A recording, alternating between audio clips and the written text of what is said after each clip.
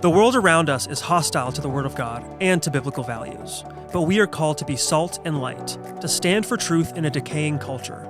We are not called to run from the fire, but be willing to step into the fire. God has placed you at this time in history on purpose and for a purpose. Join us as we get better equipped to address civics and culture from a biblical worldview. Welcome to Into the Fire, powered by Dream City Church.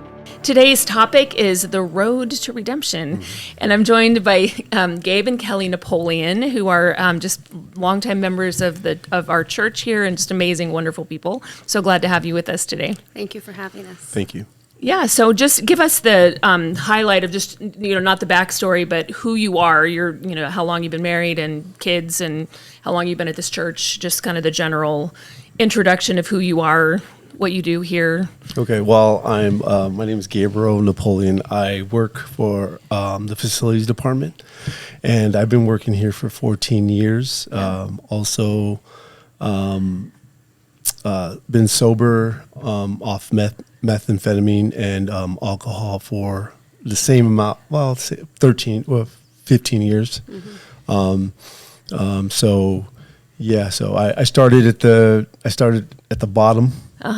From security to kids ministry, and now I'm a facilities manager for our Phoenix campus and our Glendale campus. Okay. And my name's Kellee Napoleon. Gabe and I have been married now for, oh my goodness, now I'm put on the spot. So it's been as old as Isaiah. Yeah, 15 years. 15 years. Yeah, and been together for 20. Okay. Yeah, and we have 4 boys. Yeah. Yeah. Age, ranging in age? 19, 15, 14, and 6. Okay. Yeah, the icing on the cake. Yeah. I know you have 4 boys, I have 4 girls, Right. So I love when we do episodes like this, because for people to get to hear stories, I think they're so powerful of just seeing what God can do with people's lives when they really let him do that. So just to get into that a little bit, I want to start with your backstory of when you guys kind of hit rock bottom and that change began to happen. But what led to you guys going to the Dream Center? Gabe and I we met in our addiction, so it had a lot to do with that, because then you have like a buddy, right? Right. And so now it's not just you, it's like, oh, I have someone else to like do this with, and I think that that's what bonded us even closer. And then having 3 boys, and then by the 3rd boy, we go to the hospital, and I hadn't used in probably 4 days. And so I thought, oh, good, I'm clear. And I go to have my C-section, and basically they tested me, and I was dirty for meth. And when I went into the operating room before Gabriel even came in, it's like everyone knew my secret because the doctor announced it to everyone in the room. Okay. And yet I was still denying it. I was like, no, I'm not. Like, no, I'm not. And yet they had the facts, right? Right. And this was child number 3. Yeah, this was our 3rd son, Caleb. Mm-hmm. And what they didn't say was when they went to push the medication in my spine for my spinal block, my blood pressure dropped so quickly, I almost flatlined on the operating table because the mixing of the medication and the meth that was still in my system. And that's why Gabriel couldn't come in right away. And we were at the hospital, and that's when CPS came into our lives for like 3 days. When we were there, by the 3rd day, they came and they talked to us, and they were like investigating us. And by this time, Gabe and I, we were like arguing with each other, yelling at each other, pointing the finger, like, hey, it's your fault. No, it's yours, And they took Caleb at 3 days old, and we didn't know where he was going. We didn't know what was going to happen. CPS actually went to our family's house by themselves and just went and told everybody. Wow. And it was like, wow, like now everybody knows our secret that we've held for so long. And it was so like devastating, but I know the Lord had a reason for it. Obviously, he saw what was being done, and he didn't want it any longer, And so that was our rock bottom. Like we I think that sometimes, like leading up to that, the reason why we stayed in the addiction so long was because like our families loved us enough, right, to enable us, Right. in a sense, to be like, oh no, they're going to get better. Oh, they just need this. Oh, we'll just do this, you know. And they love you so much, they think they're helping you, but actually it's hindering you. Right. And so when the Lord took my grandfather away and took his mom away, that's when like I think we were starting to wake up a little bit, but it still didn't. That wasn't enough. Yeah. Until the Lord was like, no, like I'm taking all of your kids. You guys need to figure it out, and you guys need to get help. Yeah. So had you been working during this time, and were you guys employed? Yeah. Were you? Gabriel Yeah, was. we were working. I was working. Yeah, You were working. So yeah, I got introduced to meth when I was young age, but I never did it when Yeah. I was young age. I started drinking alcohol when I was 12 years old. Wow. It was a young age, and didn't, at the time, just did it because everyone else was doing Right, it. yeah. So that's how I got involved in using a methamphetamine, because everyone else was doing it. I went to college and started using then because Yep. people at the parties were doing it, and so it got so bad that that's what I dropped out of college, started hanging out with cared more about what I felt like it was what was better for me, Right. than better for anyone else, like paying rent, doing other stuff that you're supposed to be responsible as a grown adult, and helping my mother out and helping my family out. But when you're using, It takes over. Yeah. it takes over. It's Yeah. like everybody wants to deny it, but you're not yourself. Yeah. And I wasn't myself. So I felt at the time when the Lord just finally said that's enough, it was enough. Yeah. And I'm so thankful and grateful that time, when that time happened, because it was a bad time. It was so embarrassing. Yeah. And so Because you were hiding, you were trying to hide it, Oh, yeah. right? You, So and embarrassing, you said yeah. people knew, but they Yeah. weren't. You kind of were pretending like everybody, It's nobody like knew, you right? think like, oh, I got this under control. Like I'll just be a functioning addict. Like I can still go to work. I can still maintain, right? And actually, it ends up controlling you in the long Yeah. run. And plus, you hurt a lot of people that really Yeah. love you, and you don't really care. Yeah. And so now these days we're trying to like get forgiveness for those Right, times. yeah. And our family loves us so much that they have forgiven us. It's just like they're always wondering if we always go back. To go back, yeah. Yeah, and they're always Yeah. worried, Right. Because Which makes sense, Yeah. right? Yeah. And I think something you said a minute ago is super important in this conversation, that, you don't start off and go from 0 to 100, right? It's not, you don't start off completely addicted to No. meth. It's a gradual thing. Yes. And there's those gateway things, right? Whether that's pot is a big one. I mean, I think a lot of people, young people today, they don't really appreciate how dangerous pot is, because, okay, it in and of itself may not have the consequences necessarily of some of the other things, but it can, and it stays in your system a really, really long time. But also those things, alcohol and marijuana and some of those other sort of more benign, thinking drugs, Yeah. Right.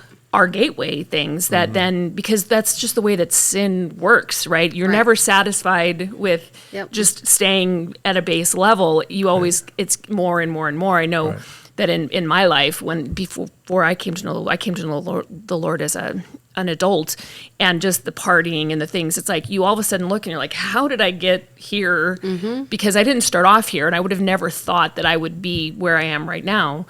But it doesn't happen. It happens gradually, and you don't realize. You just keep kind of pushing those boundaries and pushing the lines and getting deeper and deeper into things that you don't think you're going to get into. I think we're both blessed. We were both blessed to have grandparents that were Christians. Like they planted a seed in us a long time ago.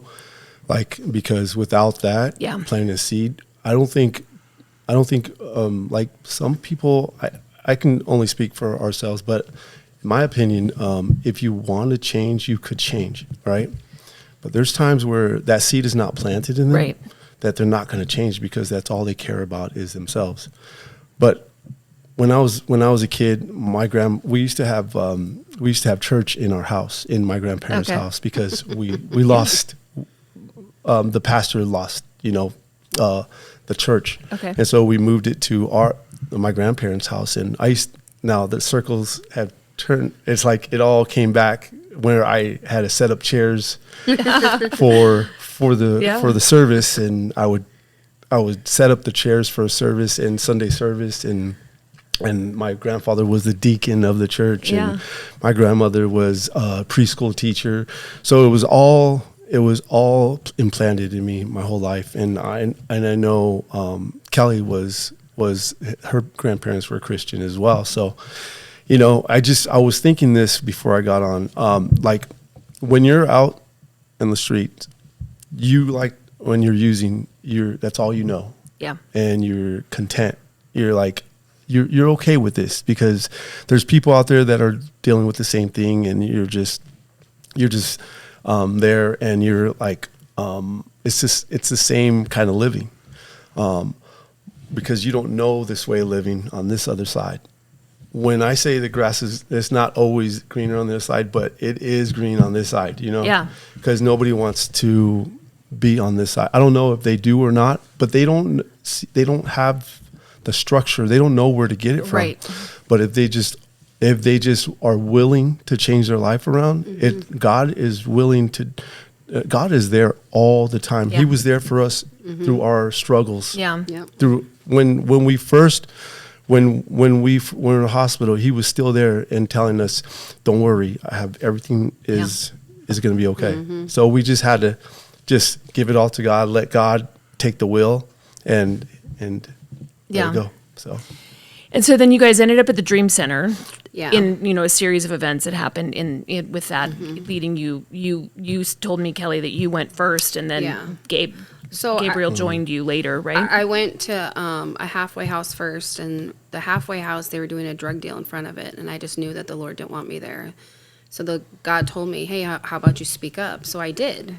And I asked the driver if there was anywhere else I could go. He goes, well, there is a place, but you have to be serious, and I can give you the number, but I have to legally drop you here tonight. And I said, okay. And so I took that number. The next morning I woke up, I called right away, and I didn't even know where I was at because it was so late the night before when they drove me to this place. And I finally walked to the Dream Center, and they had this little mat for me, in this room, right? And just walking in, I felt the presence of the Lord come over me, and I was like, this is where I'm meant to be. I'm not going anywhere. And Gabriel went to the Salvation Army because we kind of it was like a fork in the road now that I think about it. I went one way, he went the other way. And I was just sick of my life being the way it was. We didn't have our kids. We had nothing anymore. So I remember his grandpa was like, so now what are you going to do with yourselves? Yeah. And I think that was the fire that kind of was like, wait, what? Kind of shook us. And It was to the point where we had visitations. Well, we had visitations with your our kids. Yeah. And it was so hard to get to the visitations that we were trying to get there, but at the same time we were using and having disagreements at this time because we were blaming each other right for what happened. So that's what really, if you're not, when the light clicks on, if you're not together on this path, the path that we went on to get our kids back, then the system, the CPS, the system that they have in place is it's so hard. It's so hard because I don't know. It was hard for us, but luckily enough we had God on our side. Well, and you were telling me when we talked before the show that, you kind of felt like it's designed to set you up for failure almost. Yeah. The way that the system is in just good luck getting yourself straightened out. And if you don't meet these parameters, you'll never see your kids again. I mean, well, yeah, it kind of was like that because they're like, okay, this is your case plan. They give it to you. and you're like, oh, I have to drop a UA every single time that they call my color or whatever, right? And so if you have a full-time job, now I have to leave my job even though I'm trying to pay rent and I'm trying to sustain my life. And then, I have to go to marriage counseling, and I have to go to anger management classes, and this is at this time, this is at that time, and then I have to get visitations, and I have to be at the visitation because then if I don't show up, it shows that I'm not a good parent. Right. So it's like all these things that you're like, oh my goodness, like how could I realistically do this on my own if I was by myself, a single parent, and then try to sustain my livelihood to show that I am a fit parent, that I could have my kids back. Right. Yeah. Luckily, we ended up at the Dream Center. Yeah. Yeah. Well, because I wasn't, like I said before, I wasn't allowed to have any contact with anyone for 30 days. Well, you're really not a cell phone, not a call, but Kellee found out. I wrote him a letter. She wrote me a letter, and she actually. And the letter made it to you. Yep. The letter made it to me, and it said like all these great things about this one place that I never heard of before, and it was called the Dream Center. And she said we can get counseling for each other, marriage counseling, and we can fight to get our kids back. There's a program where we can. It's CPS was I guess CPS had Approves steps, it, yeah. approvals, yeah, and so we. So I was like, all right, and she said all these great things, and I'm like, I'm packing my stuff as I'm reading this letter. And I'm telling these guys that were in the program with me in my dorm, saying, I'm leaving tomorrow morning. I'm going to the Dream Center, this place. And so the next morning I walked to the Dream Center, and she ended up coming out of the class, and I seen her, and I yelled her name, and she ran to me, and we stayed there ever since. But I did leave Twice. I did leave twice because that's another story. It's a lot of spiritual warfare in that place. Mm-hmm. You see the good things and you see the bad things there. But like I said, if you want to change, the program's there to change you. Mm-hmm. Well, and that I'm glad you brought that up, because I do know from that's just true. Even like with our post-abortion ministry that we do, it's like they leave and it gets hard. Yes. But at the Dream Center, I know that that's not an uncommon thing for people to take off and leave for a day or two and then decide to come back, because it is. And I think from what I see, it seems like it's hard to have that hope that you can make it through and that it's not really better. It's like the Israelites wanted to go back to Egypt for the leeks and onions, right? That you think that what you left is better than what you've got because it's hard. Yeah. Right. It's hard to go through it. And so it's really wonderful, I think, that the Dream Center kind of makes that allowances for that to allow people to come back, knowing that is a common thing to happen. Yeah, it's a Right. structure there. Like It's a lot of structure, yeah. Nobody is. Nobody likes Nobody it. likes it. Because you don't have a phone, you have to get up at a certain time. Like, you know, can you explain kind of that structure a little bit? So Because it really is. when I was there, and I think this is one of those things with some of those programs that like people don't necessarily think about it. You really do have to. Yeah. You have to work it and get that. What is the when structure we were like? when we were there, They're up at 4 a.m. 4 a.m. Wow. We had to check. We had to go. Morning prayer. Morning prayer, but we had as men, we had to go check in, and it was downstairs, and we would go check in at a table, and they would tell us where we were going that day and what maintenance, if we were outreach, if we were helping certain areas out, ministries out that day. So we would go from 4 a.m. We would go to prayer. We would go to service. It was so much when Church on the Street was there. I was there when Church on the Street was there. Right. Mm-hmm. And so, we were there when Church was on the street. And then, so our day wasn't finished until I think 8 or 9 o'clock at night. Yeah. So it was an all day thing. We weren't allowed to take naps. Yeah. We were told to, if you didn't want to listen to the rules, you were gone. Yeah. And if you abide by them, it helped. It worked. It worked. Right. It worked. The system does work if you let it just. Right. You have to fight through You have that. to fight through it. And the program is different now, but it still is very structured in Yes, that it they is, don't yeah. let people have phones and their Right. time is accounted for and Right. all of these different things. It is a little different than it was when you were there, but it still Yeah. is very structured. It's like when I was there, it was like, we were, what I didn't understand at the time, and we were husband and wife. There was no fraternizing. Yeah. We're like, And you can't hold hands. You cannot hold hands. You can't do That's this. And we're like, this we're is married. my wife. Right. But they want you to work on yourself first. Right. Which, Right? yeah. And we don't. Which has I got to didn't be hard in the moment, but Yeah. looking back, Looking it probably, back, yeah. work on yourself first, and then you guys could, Yeah. be husband and wife. Because we went in there broken, Right. right? So we got to fix ourselves first. Yeah. And then we can be together. I but- think also what was hard though was like when we were there is like the enemy likes to tell you like all you had in common was the drug. Like that's Yeah. all that was the just other built, person, yeah. that's how it was built, and that's all that either one of you care about. You guys don't love each other. You guys don't, and like how Gabriel was talking about, a lot of spiritual warfare to where we're sitting in marriage counseling, and I'm just like, I don't even want to be here. I don't even want to sit next to you. I'm so angry with you. I'm upset with you, and like just trying to work through it and being sober, Right. and not having that as a vice to where you can just, I can just self-medicate and zone out and I don't have to deal with life, Yeah. And so just getting to that point where actually like, I actually kind of like them. I love them. Yeah, different. Yeah, it's different. But at this point, when you're, because I was dealing with, when I went into the program, I was still dealing with suicidal thoughts because Yeah. the medication they were giving me, bipolar, schizophrenic, and Oh, yeah. I want to yeah. talk about that too. and so it was just, it was a lot. And, Yeah. and so that's where the spiritual warfare comes in, where you're not, what are you doing?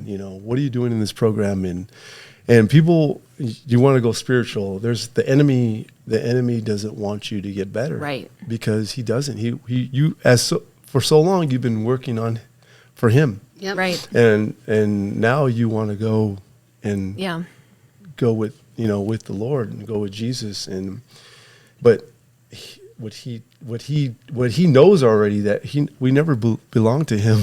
Right. Yeah. So it Yeah. hurts him, and at the same time, going through this struggle, there's a lot of men going through a struggle by themselves because they don't feel. I feel, this is my opinion, I feel because I've gone through it, because you're by yourself. You feel like you're not worthy because I lost my kids, or they Right. got a divorce and their kids don't think of them or don't Right. think they're capable of being a great father. But I think there's a lot of men that deal with a lot of suicidal thoughts because of what they're going through, and they don't Right. say anything about Feeling it. like a failure. Feeling like a failure, yeah.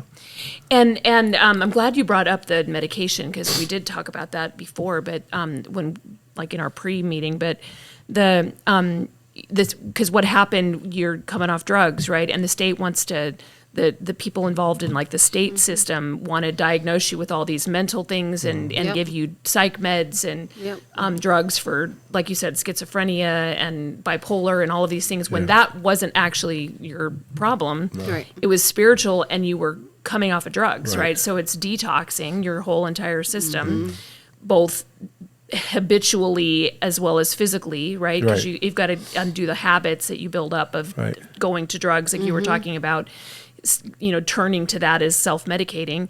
And then also the physical things, and your brain chemistry is off and all these things that happen, but then they make it worse by giving you a bunch of drugs you don't actually Know what need. it is either. And you don't know what You're they're just like, giving you, okay, and say- then they have side effects that then they want to dump more drugs into you. That whole system is so frustrating to me. I've seen it in a family member, but where it's just adding more drugs, and then you need more drugs to compensate for those drugs, and We And prayed about it. We actually prayed about it, and Kellee knew it was gonna do a long term. It was gonna help. It was gonna hurt me long term. right, And so we prayed about it at the Dream Center, and we decided, you know what, you don't need those drugs no more. You don't need these things. Yeah. You don't need the medication no more. So we prayed about it, and I totally got off it. And so I didn't. Right. I stopped it inside because we figured there's a Holy Spirit, something Right. that it was not for me. I didn't need it. So Right. Well, and also, And if you've been taking them a long time, you Oh, have to yeah. be really careful about Yeah. getting off of them because it can be a crash. but good thing I You didn't had take just it. started, I just right? started it. Yeah. Yeah. Right. Well, and also, I think a lot of people, what they don't understand is like, they give you one pill for this. Well, then, now you're taking this other one, but what's the side effects? And Right.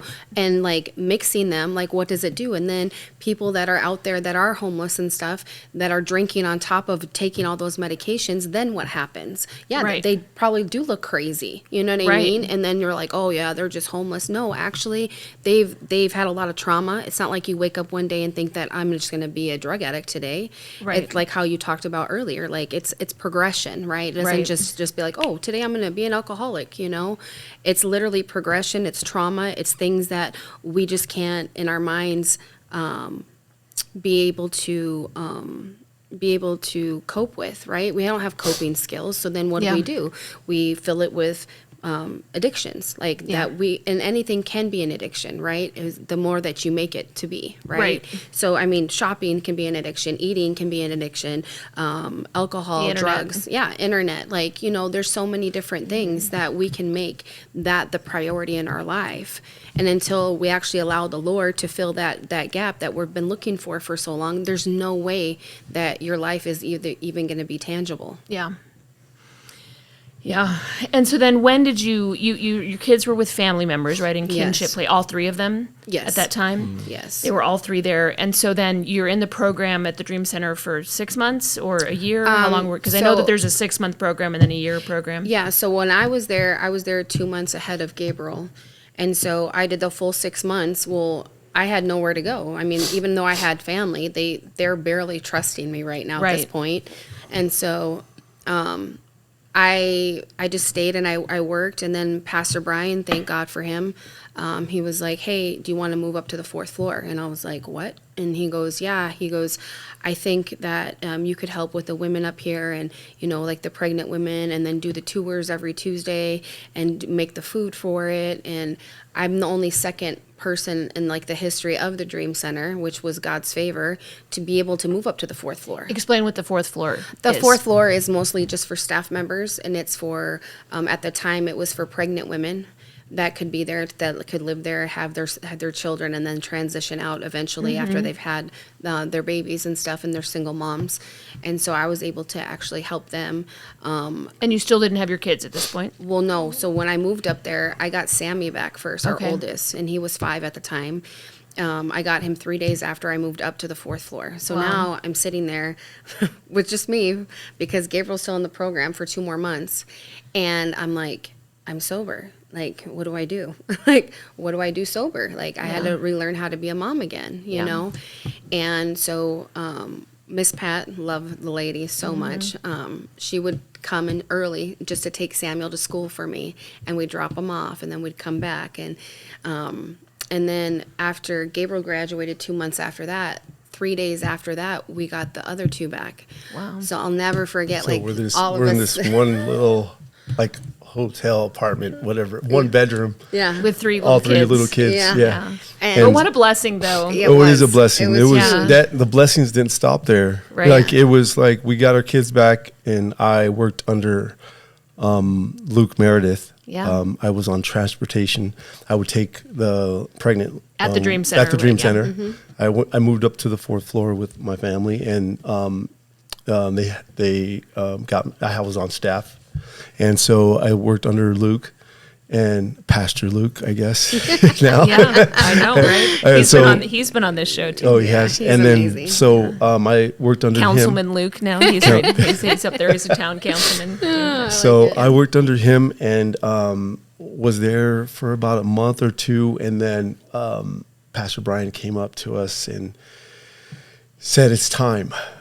It's time for you guys, to transition on out. your own." Yeah. Yeah, I think it's time for you guys. That was the scariest thing And ever. so we were like, wait a minute. And he was like, no, you guys got this. You guys can do this.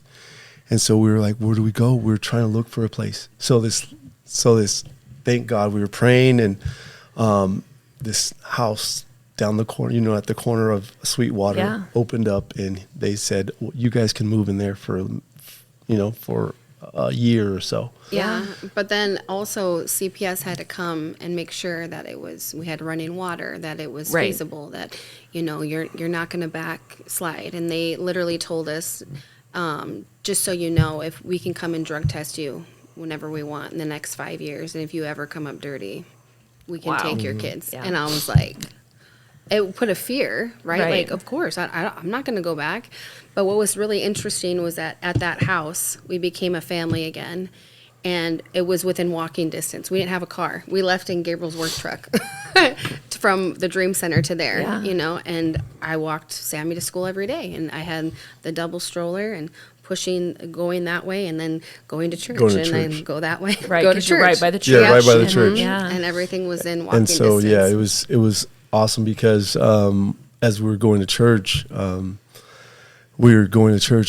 we were actually arguing because we only we only had one income, Yeah. and we were like, Lord, what are we gonna do? And so, at the time, now Pastor Sarah is in charge of the kids ministry, Right, children's but pastor, yeah. children's pastor, and at the time it was Pastor Matt And Miller, Uh-huh. and so we were walking home to pick up our kids from the classroom, and they said, "Well, you know what, Kellee, how would you feel about working for the kids ministry?" And she was like, I was like, "What?" "Oh yeah, I can volunteer." And she's She like, was like, "No, "No." no, we want to pay you." And I was like, "What?" And then I was like, "Well, what am I going to do about my kids?" And she's like, "You're going to bring them with you." And I was like, "Oh, okay." Wow. And I was like, that was so the Lord. And then on top of that, Gabriel from working at Sexton, all of a sudden they were like, "Oh yeah, you were only making $9. Let's make you can make 13 now." And I was like, Got a raise. "What?" Yeah. So Sexton Pest Control. Sexton Yeah. Pest Control, yeah. Yeah. Shout out to Pest, Right. Sexton Pest Control. Yeah. Yeah. So yeah, it was just, and then after that, I worked for security Started working started here. working part time, and yeah. and then I felt like it was because our kids were in ministry, and that's when Pastor Sarah took over,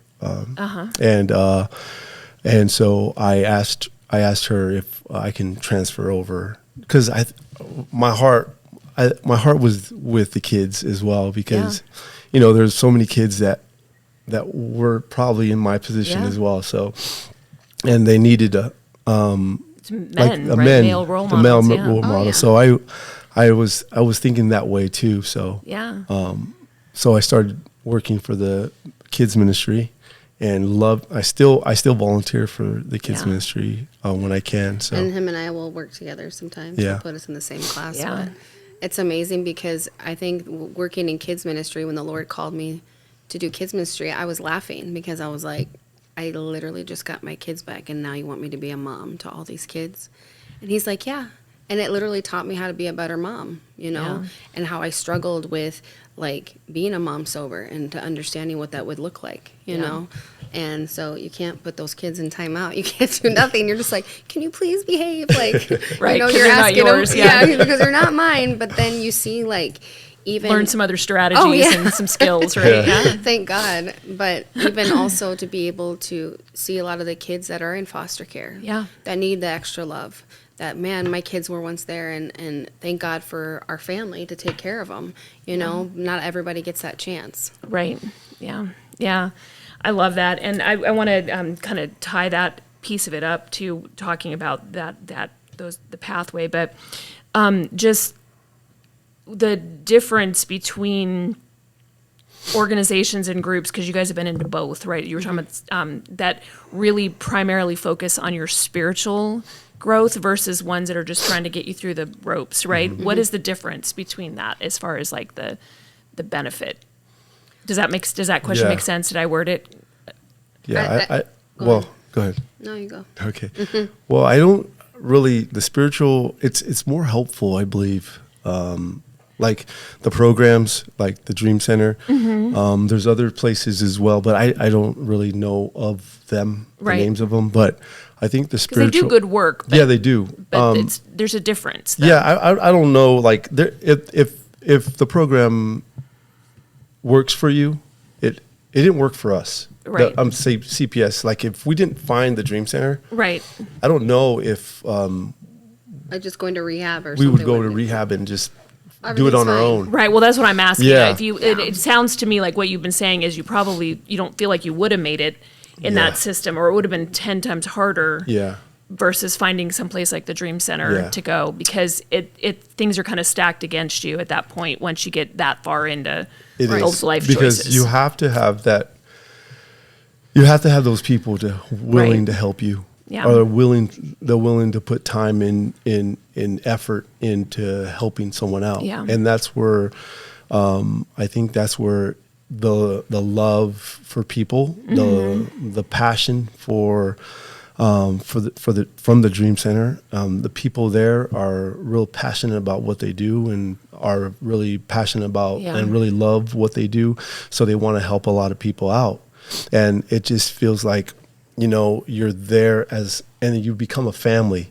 And that's when, I think that's why it's really helpful, because they treat you like family there. Right. And so I really think we're just a number in the program of the CPS Right. It seems to me like you're just a number, you're just another, because the way they It's not looked really a at true the way they support treated system, us yeah. is Yeah. just like, all right, they treated us like the same Like a person. statistic, like the person that was going to fail before. Like the look in their eyes, like, we're not going to fail this. We're going to get our kids Yeah. back. Yeah. Because we're going to overcome this. Yeah. And I think that a lot of times what we think, like, oh, if I just do A, B, C, D, then I'll be fine. Like, I know the enemy was always telling me, oh, nothing's wrong with you. You just have to go get a job. You'll get your kids back. Just forget your husband. It's no big deal. But in reality, it is a big deal, because I never gave that addiction over to the Lord, because He's the only one that can heal Right. that. And at the end of the day, yeah, I mean, people, they have been successful, like AA and everything else, and that's fine. Right. But at the end of the day, you have to acknowledge and recognize, like, I am no longer that. I don't identify with that any Yes. longer, and that's not who I am. I'm a new creation in Christ, and that's what I'm going for, and that's why community in the church is so important, because you come alongside of other people that want to see you succeed. They want to see you do good. They want to love on you and be like, "Hey, are you doing okay?" Like, coming out of your comfort zone. If you're not all chippery and smiley, like, they can actually feel that from you and be like, "Hey, are you all right? Like, Right. do you need anything?" And that's where having that community support system, because I know, like, even with Gabriel for a long time, you think like, oh, I got this. I don't need anybody. This is me and my family. No, actually, you do need community. You do need people coming alongside of you, and like cheering you on, Right. Because you feel like, man, I feel hopeless in this world. Like, the addiction literally takes you over, and you just want to be secluded, and that's what the enemy wants. Yeah. And also, I think, like you hit it on the nail, like the support system. Like, our support was our family, Yeah. our family, our grandparents, our aunts and uncles, and I think that they saw that we were, they never gave up on us, and they seen that we were going to change our lives around for the better. So I think that support system is really is important. Where there's a lot of people that don't have that support system, Right. or they did and they gave up on them. Right, Yeah. because they burned that Yeah, they bridge burned so that bridge much so much, yeah. then the family, because it's hard for families when you see, because then you don't know, because also addicts are really good liars. Oh, yeah. So Oh, yeah. that's the other piece of it too, where it's like you have, they're saying, "Oh, I've got my act together," but okay, do they really? It's Right. it's understandable how people are hesitant to really believe that you're on the right track and you are going to actually go over the finish That's when line. you got to rely on the Holy Spirit Right? to tell you, Yeah. tell you he's Yeah. lying. He's lying Yeah. to you. Exactly. Because addicts, they really get to be really good Really liars. sly, Yeah, yeah. because you're lying to yourself Yeah. first of Right. all, and then you're lying to everybody else. Yeah, Right. about what it is. But I wanted to just kind of tie this into the civics aspect real quick. So I think your story really highlights. We talked about this a couple times on the show, but about how the government should not ever be the primary source. Like, there's so much of this talk with socialism, with with communism and big government, that they think the answer to everything is to create more government programs, more money into SNAP and welfare and all these things, which have a place, right? There's a safety net there. But I mean, looking at your story, right, you guys had to decide that you were going to make a change and be willing to do that and be willing to give your life over to the Dream Center, give your life over to the Lord, and trust this group to help you. And then your family is the next step of like that safety net, right? Your family took your kids in and were there, you know, so that they weren't in just some random foster home, but they were with family during that season and helping you guys out and supporting you. And then the church family, right?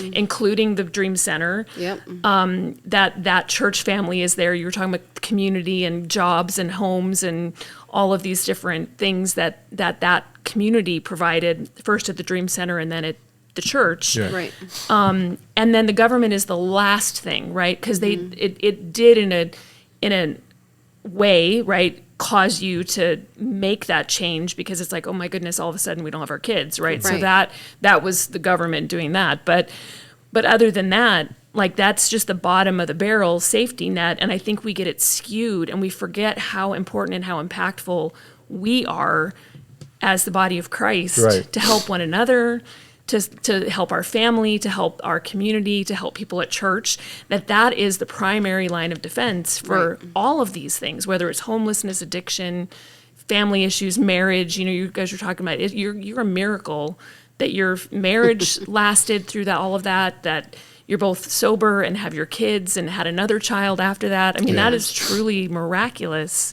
It's amazing. It's a testament to just you guys having the strength to see that through, and a testament to how amazing God is in that redemption. You know, that was the title, that Road to Redemption. And you were saying you're writing a book about your story. I plan on writing Gabe and my story about like taking it a little farther back before like we even met each other, and then like kind of tying it into where we're at now, because without the Lord, I don't even know where we'd be right now.